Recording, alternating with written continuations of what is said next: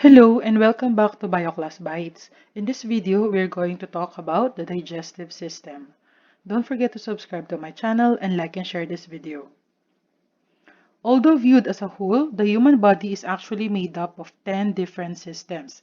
Each of these systems play a vital part in the health and well-being of the entire body. In this video, we're going to focus on the digestive system. The digestive system is one of the main organ systems of the body. Here are its components. So the digestive system is divided into two major parts, the gastrointestinal tract and the accessory organs. So the gastrointestinal tract is a long tube that starts off from your mouth, followed by your esophagus, stomach, small and large intestine, rectum, and then goes out of your anus. Accessory organs such as liver, gallbladder, and pancreas are found in your digestive system, and like what the name mentioned, they are accessory to the gastrointestinal tract, and they also provide additional digestive processes for the food that you eat. So the digestive system's functions are the following. So to mechanically and chemically digest or break down the food that you eat. They also move the food along the gastrointestinal tract, so from mouth out of your anus, and they break down food into smaller particles that can be used by the cells. So do not forget people that we are not just feeding our stomachs. Stomach is just an organ in which the food passes through. What we are feeding are our cells. From the food that we eat, we break it down so that into molecular level so that our cells can absorb them.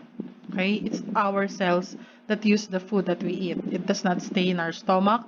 It just passes through the stomach to be broken down. And then in our small and large intestine, we absorb the molecules and then they will be brought by the blood into our cells so that our cells can use the energy. Okay? So here are the parts of the digestive system.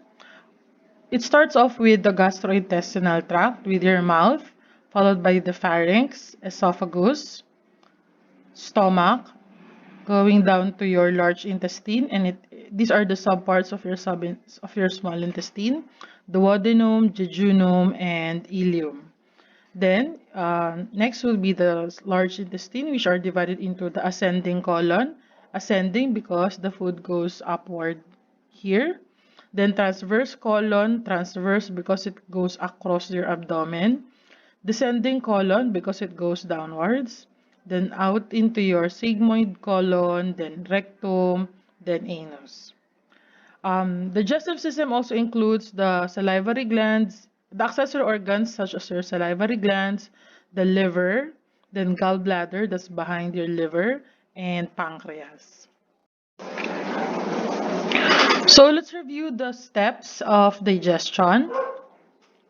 So the first step is letter C, starts with the mouth. Saliva breaks down the chemicals in the food, turning the food into a mushy, easy to swallow ball called bolus.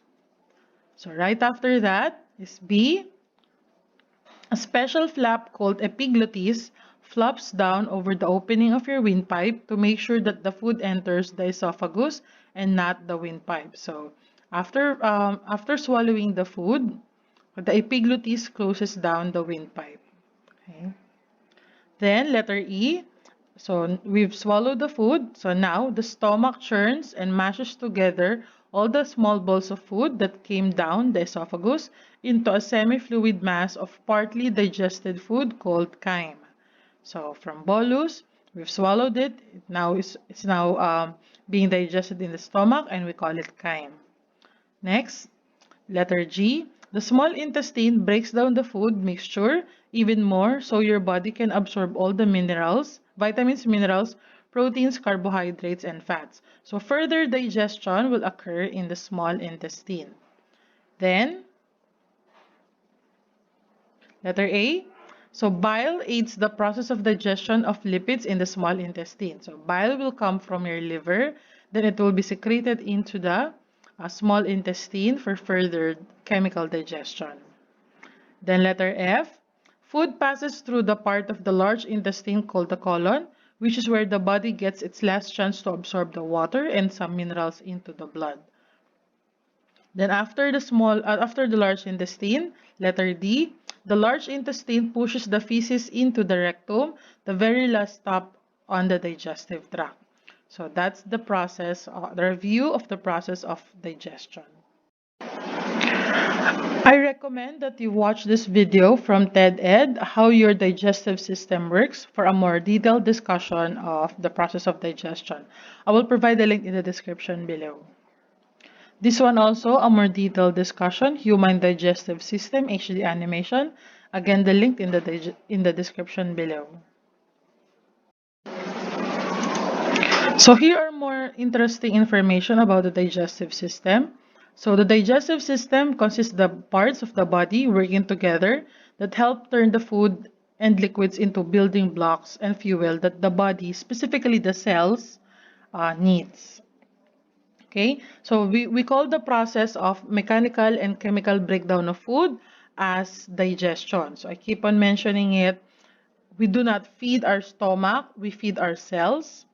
And in order for the food that we eat to be absorbed by the cells, it has to undergo through digestion. And then once they are digested into smaller molecules, and the minerals and the vitamins has been absorbed, then it will be carried into your cells through the bloodstream. Okay? And digestion is divided into two, mechanical and chemical digestion. So mechanical digestion, this is the physical breakdown. You chew it from big particles, you chew it into smaller particles. So that's mechanical digestion. But chemical breakdown, that's when you break apart the chemical bonds of the food so that you can only get carbohydrates, you can only get proteins, you can only get lipids, and then that's what you and they will be further broken down into molecules, and that's what will be carried into your cells. So I mentioned this a while ago. So it starts off with the mouth, and then together with the salivary glands, saliva breaks down the chemicals in your food, specifically the starch in your food, and it turns it into a bolus. And then, when you swallow your food, the epiglottis found in your pharynx will close down the windpipe. Because if you notice, both your esophagus and trachea are located side by side. And they only have one passageway, which is the pharynx. So whenever you swallow, epiglottis closes the trachea or the windpipe so that the food will just go through the esophagus. That's why when you're talking while eating or talking while swallowing, sometimes your epiglottis will become confused, and then that will cause you to cough or to swallow food, and then it will go into your trachea. That will cause the body to react and cough out the food, because nothing should enter your trachea except air. Okay, so the epiglottis closes down the trachea so that the food will enter the esophagus. Then into the stomach, where there's still further chemical and mechanical digestion. So the stomach is actually quite an acidic environment. Actually, is an acidic organ. It has an acidic environment. The acidity of your gastric juices, okay, is around pH 2. That's a very strong acid. It's enough to burn a hole through your genes. Okay, that's how acidic it is. So your stomach breaks down food chemically and churns it into a chyme, and then it will now be pushed into the small intestine. So it is small because of the width of the tube, not because of the length, because it's actually longer than the large intestine. Okay, so in the large intestine, further breaking down of food so that your body can absorb the proteins, the carbohydrates, and fats.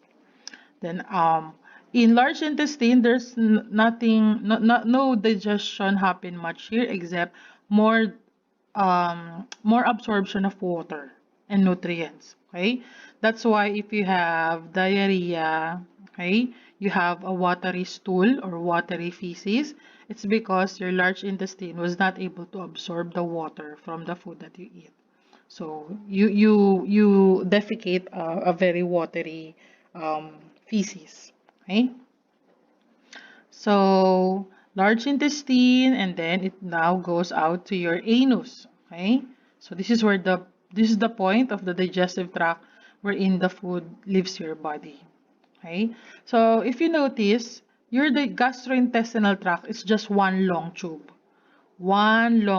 from the mouth, stomach, small, large intestine out of your anus.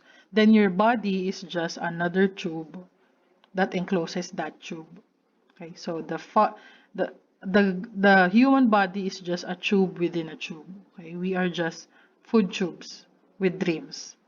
Okay, actually in other animals they also have the same body plan, body design. So sponges, those are very primitive form of animals. This actually quite a literal tube.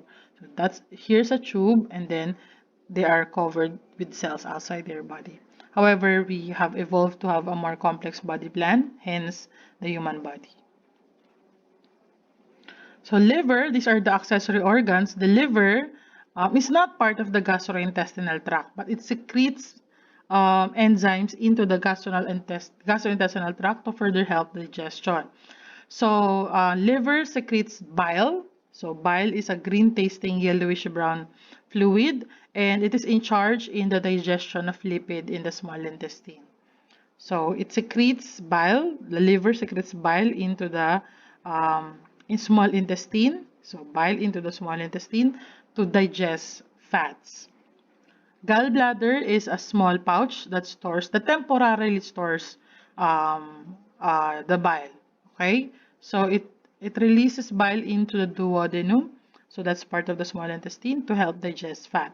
Sometimes the gallbladder has to be removed because of inflammation or stone formation, and humans can survive without gallbladder.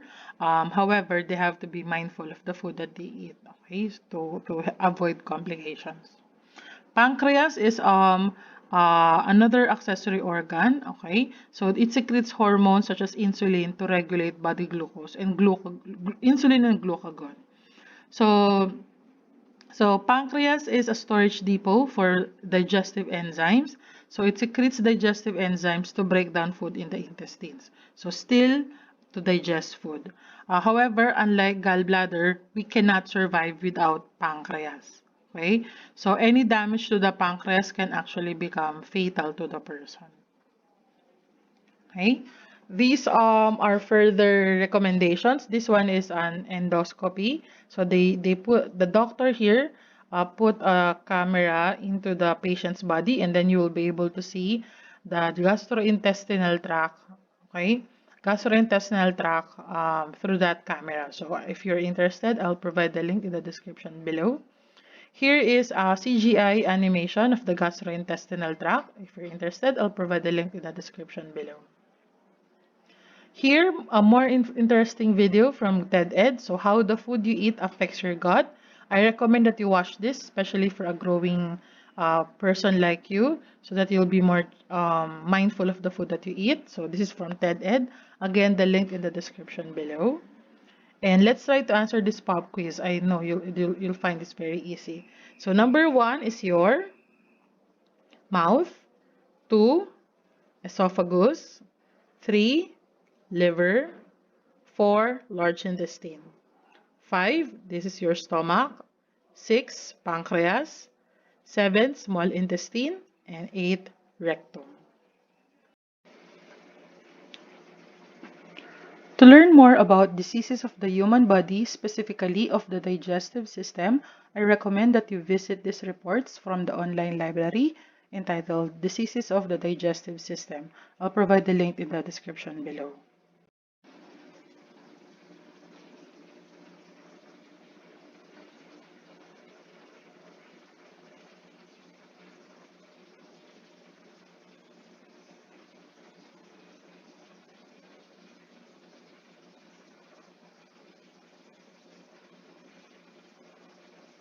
That ends our video. I hope you learned something new. Don't forget to subscribe to my channel and like and share this video. Till next time, goodbye.